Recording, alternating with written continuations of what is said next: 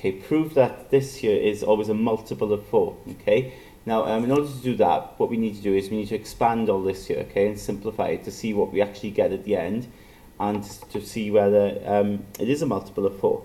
Okay, so we've got then 2n plus 9, and it's all squared. Okay, so that means we've got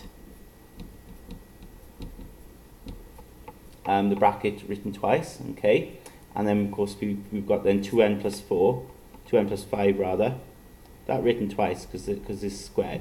Okay, and then if we do FOIL on this here, we end up having 4n squared with firsts, plus then, yeah, we do first there, 2 times 2 is 4, so n squared, 2n times 9 then is 18n, 9 times 2n is 18n, and then 9 times 9 is 81.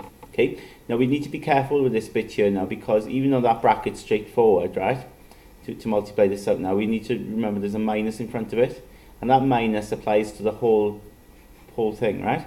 So what I'm going to do is I'm going to put minus, but I'm going to put big square bracket. Okay, I'm going to put a big square bracket there, and in this square bracket I'm going to work out what's here. Okay, so I'm going to do FOIL on this. So 2n times 2n is 4n squared, 2n times 5, that's the outdoors, is 10n, 5 times 2n is also 10n, and then 5 times 5 is 25. Okay, so then when I simplify this, it becomes 4n squared plus 36n plus 81. Take away then, well, let's simplify that bracket first. 4n squared plus 20n plus 25. But then, as I said before, what you need to appreciate is that minus applies to everything. So it'll be minus of that, minus of the 20n, and minus of the 25. 4n squareds cancel. So then we've got 36n, take away 20n is 16n. And then 81 take away 25 is 56. Okay, and I think we're done on that, right? I think we've expanded and simplified as much as we can, right?